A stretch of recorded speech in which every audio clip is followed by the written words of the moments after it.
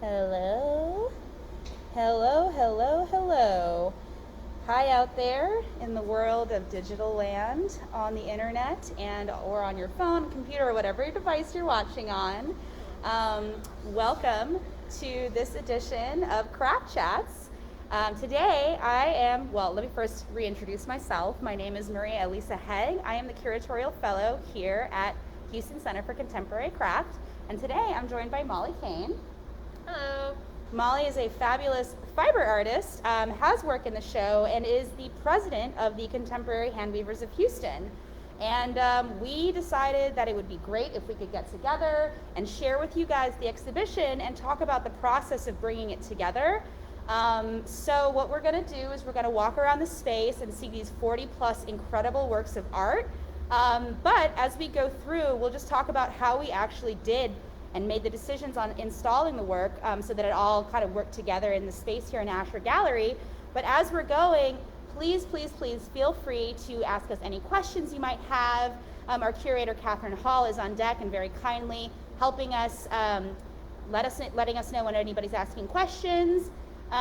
So yeah, we're really excited to have you here. We hope that you enjoy this little tour.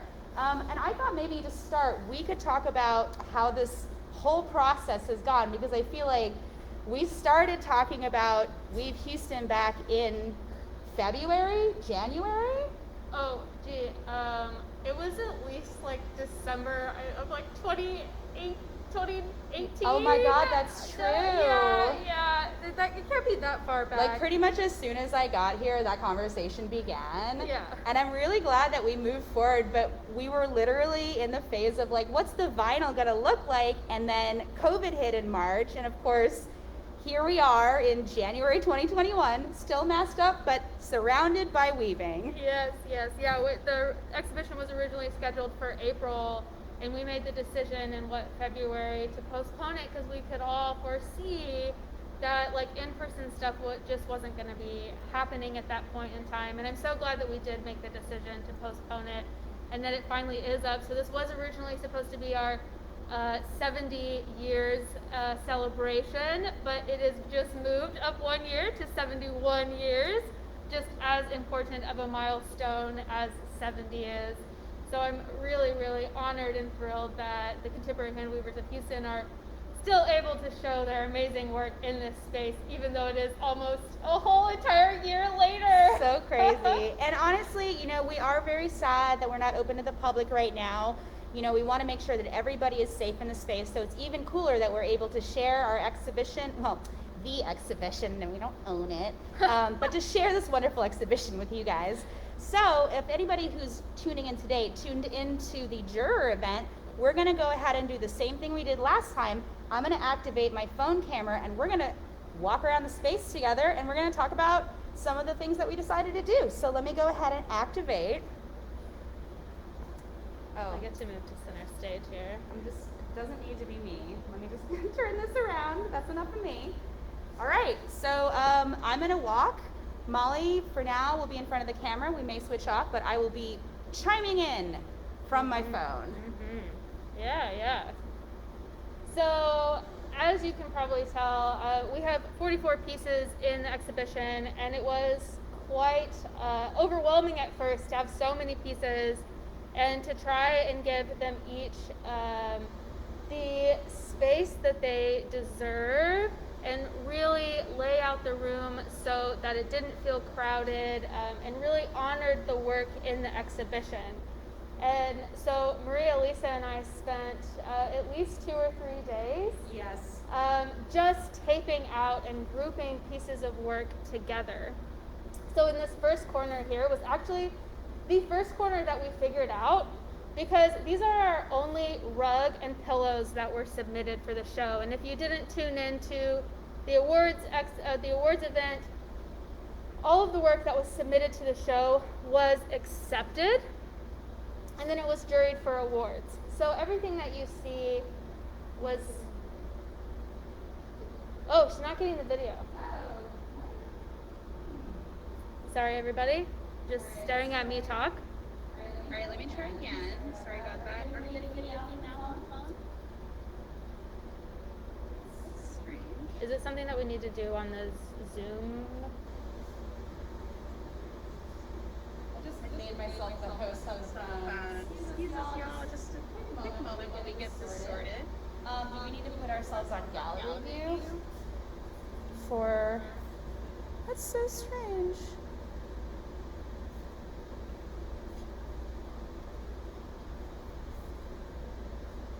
Bear with us, y'all. We appreciate your patience while we sort out yet another technological. I have been very impressed with every time I think I've figured something out as far as Zoom and technology goes. Something else totally trips me up, and I'm like, man, am I ever gonna totally figure it out? Let me try this. I'm going to go ahead and stop the video here, and we're going to switch just to that. Does that hopefully give us a feed to the phone?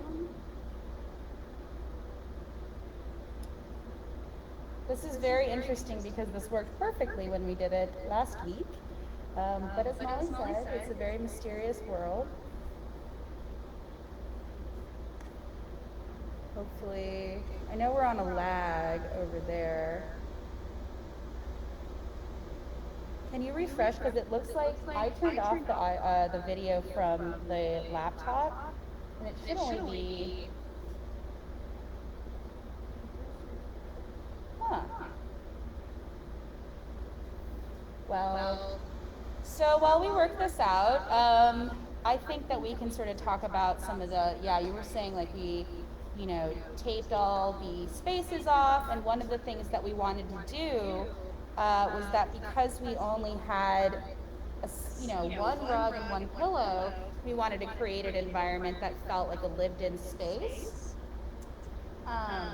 Which is also how we really tried to approach kind of the whole entire show by making these groupings of work that really fit together, but then also felt kind of homey. Because what's the first thing that you associate with fibers? It's home. It's something soft. It's the clothes on your body. It's the carpet, your rugs, your pillows. That's the first thing we think of when we think of fiber-based work.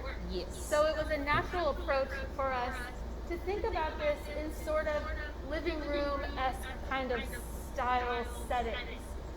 So we took this corner first off, we're like, we gotta show this rug, this beautiful, beautiful rug and beautiful pillow together.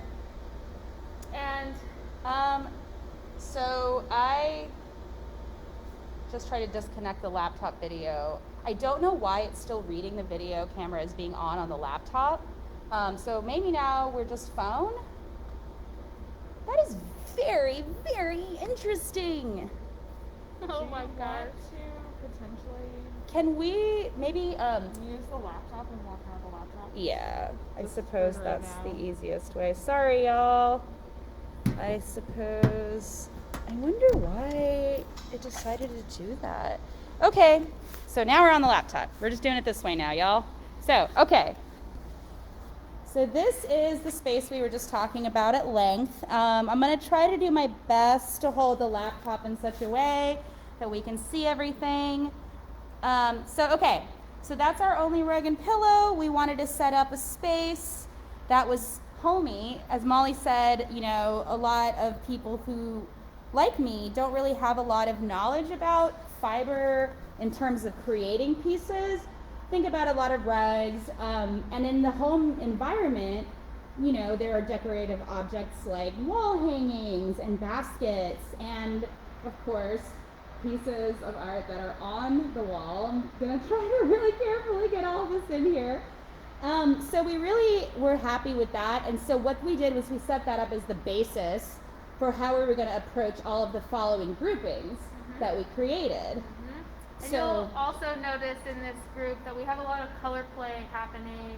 You've got coppers in the basket, coppers in the eco print, coppers in the weaving. Even there's some copper shining through in the scarf below that weaving. And then you've got blues that are all playing with each other and different textures and stripes. So that's something else that we really tried to focus on, was not creating too much texture in one space or too much of the same color, but rather incorporating these subtle nods to each other in each piece. So as María-Elisa backs up here, you can see how those colors all play together. And also, let's not forget this beautiful piece by Kyla Crawford right next here. This was another, I wouldn't say it was too challenging, because as soon as we saw the piece, we were like, wow, you know, it needs to be viewed from all three sides.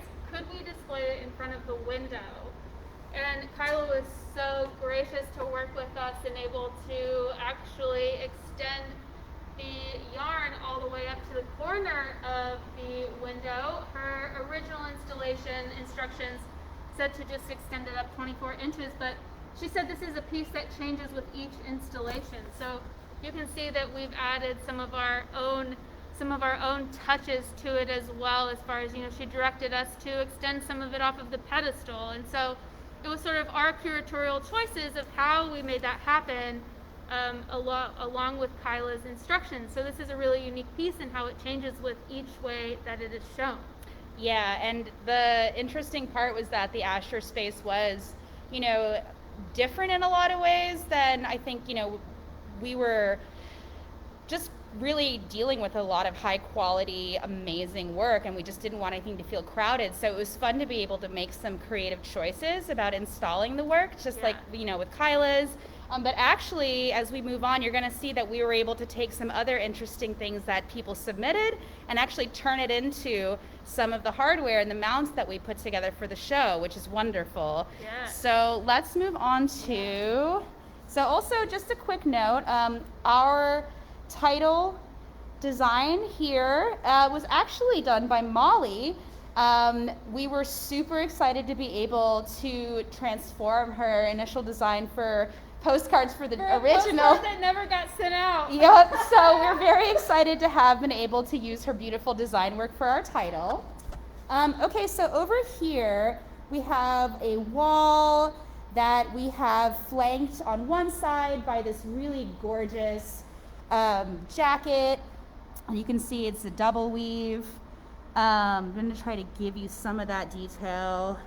You can see the color, the detail of that, and you can see there are some yellows and oranges that are kind of pulled throughout in this piece up there. Right, so this wall, it has a little more neutrals to it. We've got this beautiful award winner here by Laura Viada that has really, really subtle color shifts in it. But like María-Elisa pointed out, there are a lot of yellows and reds on this wall that carry out through the whole entire wall. And we have sisters paired here with their jewelry, Pat Powell and Lori Rodriguez. I was really delighted when I learned that. I didn't realize that when we decided to put them together. So that was a very delightful surprise for me. So yeah, we have some blues, reds, and as you can see here, we have this smaller weaving that has, I just really think everything looks so beautiful together. So beautiful.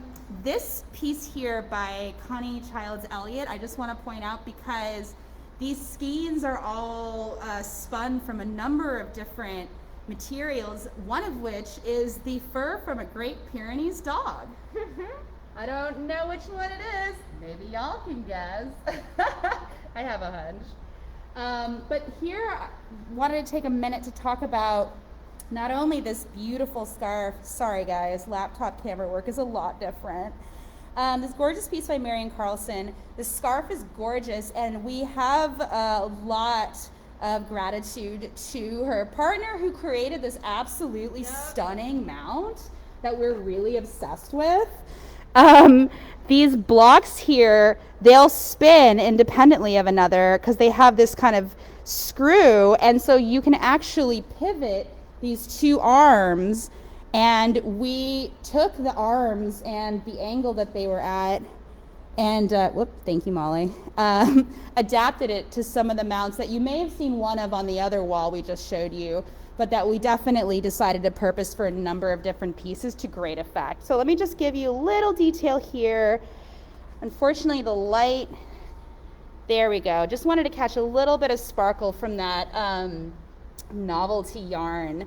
that she wove into the scarf. So moving on, we have this wall.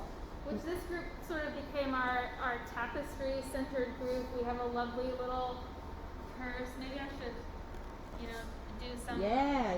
What's her name from? Oh my gosh, why did it just go to my head? Well, that's what happens, when you're trying to think of something in the moment, you just forget. Send off in the chat if you know who the lady on Wheel of Fortune is. Wheel of Fortune is, yeah.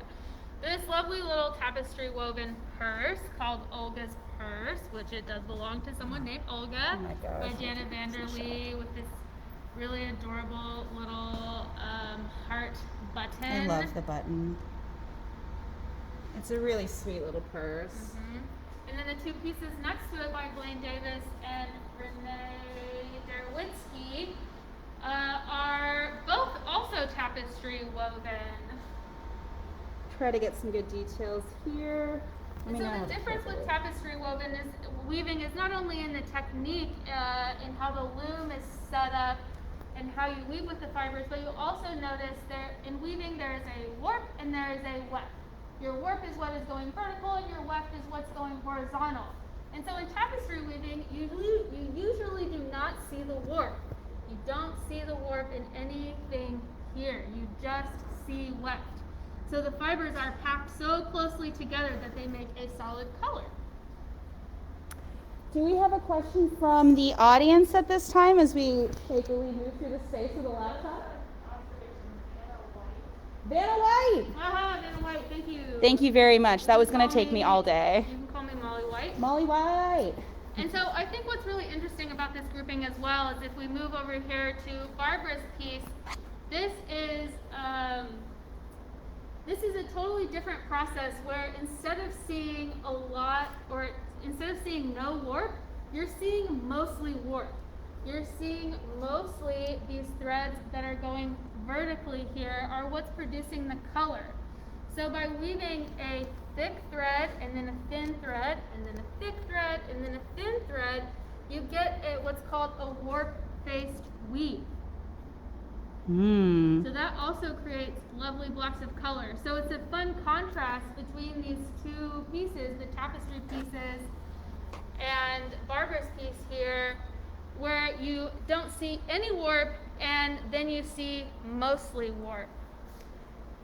I have to say, I've learned so much about fiber, from working on this with you, and I just want you to know that I learned something new in this very moment. Yes. So that's been one of my favorite parts of the process too. If somebody doesn't work in fiber, I would have never been able to understand what made those pieces different, but now I'm like, oh yeah, I see it now, which I really love. Yeah.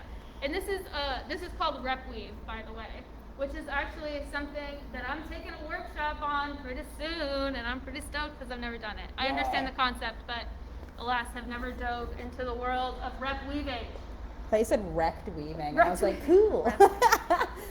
All right, so here is a set of the mounts that we had our wonderful prep and facilities wizard Joe fashioned for us after those that are used in Marion's scarf.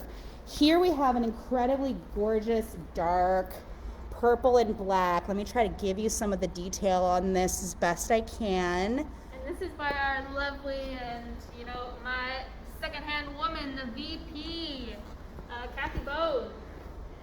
Everybody loves Kathy. Yeah, so I think you can sort of make it out. Some black and purple is the motif here. What we really were happy to be able to do with these mounts is to be able to kind of replicate the feeling of a garment on the body without having to resort to some of the more, conventional dress forms or just, simple drapes. And we were really pleased with the dynamism we got out of that. So you'll see some more of that presently. So now move on to Therese Coucher. We're very sorry if we just butchered your last name. We had a debate, if it's Coucher or Coucher, because it's spelled C-O-U-C-H, and I know terminology that is pronounced both ways. So this is also a tapestry-based piece, and really technically well done. Incredible to see the imagery that she has captured in this piece.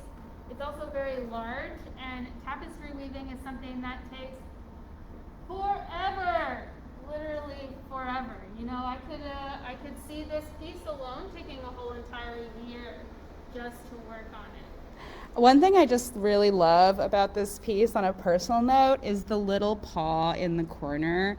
I just think that's so darling, and I really love it too because it really puts me in mind of like, I don't know if anybody ever got those, like, you know, you'd subscribe and you get like these nature folios about different animals and you put them in a binder. They'd always have the little like area where they're like, this is the paw print, like, and it gives me like a combo of naturalistic and like impressionistic imagery. So moving on, I'm gonna just back out here. Again, I really appreciate y'all bearing with me in the laptop camera. I am doing my best. So here we have this little corner arrangement. So we have this black and white double weave. And again, the double weave, it has the ability to be hung facing either way, although Right. this one has the hardware mounted to face this way, Both sides are right sides. which is very cool. More garments should be made that way, in my opinion. Not that this is a garment. Until you feel how thick a double weave is, Oh. because it's 2 layers of fabric together, you know. Oh God. So it could work. you Maybe know? not in summer in Houston though. All right, so I know we're getting to our time, so I'm gonna try to move things along without skipping stuff. These are a gorgeous example of eco printing. No. Oh, This is sorry, just I'm sorry. Silk dye. Silk dye. Mm-hmm. This is again why Molly has been invaluable in this process to remind me of what I don't know and what I need to keep learning. Here, again, we've employed our mounts to create a draping effect for this gorgeous shawl by Dinakar Iyer. Hopefully I pronounced that correctly. Going forward, we have here another piece by Mary Welch. Here, I just wanted to take a moment to just highlight the embroidery, of which there isn't just a lot in this show. So I wanted to take a minute to point it out because this is embroidery that's also being employed for stippling effect, which is pretty amazing. Here, this piece by Patricia Day was another of the award winners for innovative use of materials because in addition to Tencel, which is a naturally derived material, this piece is woven with cassette tape. And I love her title. It's Once Talking Books. So if you watch the awards presentation, Mary Ruth alluded to, these were probably books on tape at one point in time, and now they're this beautiful wall hanging. Also, the colors are woven in the Fibonacci sequence. So I am going to share this because I remember this fact still, that a Fibonacci sequence is a mathematical sequence wherein each number is the sum of the 2 numbers that precede it. And that's all I'm going to say about it. So moving right along, we have this arrangement. So starting with some gorgeous jewelry here by Sydney Formanek. Moving on to some really gorgeous impressionistic felt work here. This piece is called Mood in all caps. All caps. And I have to say, it's a mood. That's how we feel. Yeah. That's how we feel. But just some of this lovely detail, kind of letting some of the fiber strands show. Others are thicker. I just really love it. Examples of batik dyeing. We have some towels. And fun things about the towels here is that they're all woven with the same warp, but with different wefts and different treadling, which essentially means different patterns without having to rethread your loom every time, which, if you've ever tried weaving, threading your loom is everybody's favorite part. I did not realize. Did you catch the sarcasm? I didn't know how long it would take. I find threading my loom to be quite relaxing, but man, sometimes it just takes me multiple days. I did depending on not how know large the that. piece is. Yeah, I had no idea it would take that long just to prep the loom, which is really makes some of this stuff even more amazing to me. So here we have a shibori stitched and indigo dyed piece. The stitching here on the circles is still here, so you can see that's a nice detail. And that's how she got the patterning in the piece here. Essentially, there was a line of stitching that followed all along here, and then she tightened it up really, really, really tight, and then dipped it in her indigo bath. So everywhere that she stitched and tightened it, it resisted the dye. And then she embellished it with the stitches later. So here we have the piece by our very own Molly Koehn. Molly, and I'm going to try to get a good detail here quickly, used a steel. Right, so essentially what happens in my weaving process is I use a fiber that is both silk and stainless steel. It's plied together, it's twisted together. I thread that on my loom and I weave with it, and I get a colored fabric, and then I soak it in bleach and remove all of the natural fiber to get just the stainless steel. So you have two examples of the weaving process here. This is without any etching, and this is with the etching. And then it also has nylon thread, which doesn't dissolve in bleach. So it's an experiment in the fibers themselves and what dissolves in bleach, what doesn't dissolve in bleach, and how sturdy can this actually become with this hair thin stainless steel. And as María-Elisa knows, the note in my my box when I handed it off was like, there's already a hole in it. It's totally a worthless bag, but it looks Really super cool. Yeah, it looks really cool. So I know we're just about like getting on the edge here, so I'm gonna try to be comprehensive. This is the eco printing. This gorgeous piece is quilted together. You can see some of the different colors that different materials create when you eco dye them. And here, let's see here. So this is a set of scarves. On the top, scarves knitted at the Houston Rodeo, which is lovely. So it was a demo. Woven, sorry. I don't know why I said that. And then a set of towels that were woven with a Cajun pattern, which I actually didn't realize was an established standard pattern. I was like, oh, are they connected to like Cajun culture somehow? Like, are they a Louisiana thing? I'm still not sure what that means, but I love them. Just wanted to highlight this really great mount that, again, Joe was so amazing to make for us to give this very beautiful walk around effect. And again, wanting to kind of mimic some of the things about fibers that remind us of home. You know, you have your place where you hang your coat, and you have, you know, your blanket on your favorite, you know, piece of furniture. So yeah, we have some garments here. This is another of the winners. Dr. Mary Ruth awarded this one best use of color. right. This is hand painted silk. Right, I believe it's silk and tencel. No, silk and cotton. Yes. So it was painted silk, and then this beautiful color combination was woven into the vest. Just gonna quickly go over here. This is a really lovely, lovely blanket. I love it too because it's apparently a graduation gift.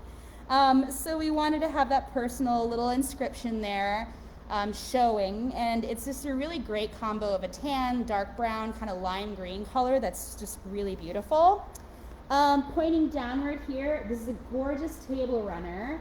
Gonna try to get a little detail in there for you to see, and I believe that this was the winner of the first time submitter, so this is actually the first exhibition Yes. for this artist, and we're so pleased because this piece is absolutely stunning.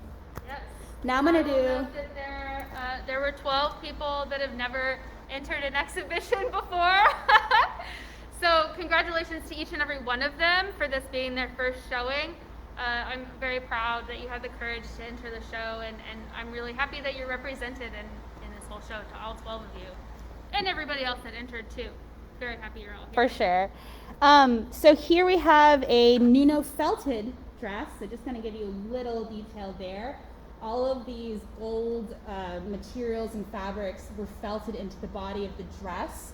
And I think it's all one piece. I believe it's all one piece. And if you don't know Olga's work, she is a, top-notch felter, has a studio at, not Spring Street, Winter Street. Mhm. And so it's open on the third Saturdays. So last but not least, we're gonna walk around this, which was another, I believe, of our Juror Awards by Janet Bowden. Yes, in craftsmanship and technique. Yes, that's right. Oh my goodness. Guys, thank you so much for bearing with me on this whole laptop camera thing. This is never what I wanted to have to use. But I'm trying to give you guys some detail here. She has these really beautiful details on the faces. It's a really cool combination of some like slightly realistic elements with some very abstracted elements, some exaggerated forms, these thin waists, very tall figures.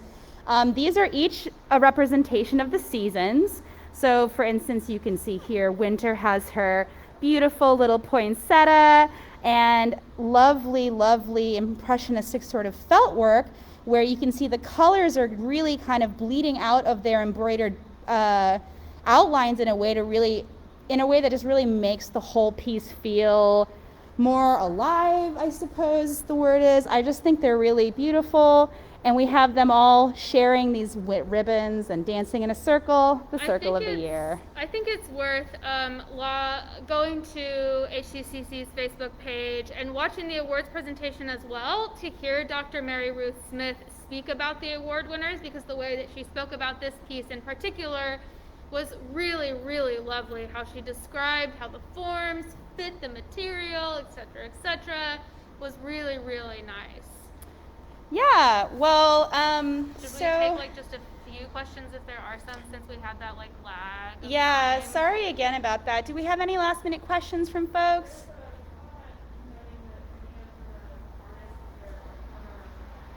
Oh, yes. Yes, there is a good representation of former HCC residents, including our very own Molly, very celebrated and decorated. Yes. But yeah, actually, that's really one of the great things about this is that we had the opportunity to really engage with the community aspect of craft. And I did mention this during the Juror Awards, is that, you know, we already have community with so many of this artists. So having that really be merged in the form of an exhibition is so special. And I just am so glad that, you know, we were able to present this work, and super excited and happy to have been working with Molly. You're a great person to work with. And yeah, and I will echo all of those comments as well, that we are so grateful to the Houston Center for Contemporary Craft for hosting us. I remember the day that I got the email from Perry that was like, Molly, we're able to move forward. I was like, dancing. I literally did a dance. Oh my gosh. Well, yeah, so thanks so much for joining us today. Really, again, thank you so much for bearing with us on some of this camera stuff. You never know what's going to be happening on a given day, so, you know, we're hopefully we were able to give you a good view of the show, and when we do reopen to the public, do come and visit us. In the meantime, though, if you want to get your hands on some weaving activities, we do have a circle weaving workshop that Molly will be leading on Saturday. As of this moment, it may be sold out, but I think there are a few spots. If there might be a couple spots left, so if you're interested, go to our website right now and register before you miss your spot, because it filled up really fast, and it's going to be super, super fun.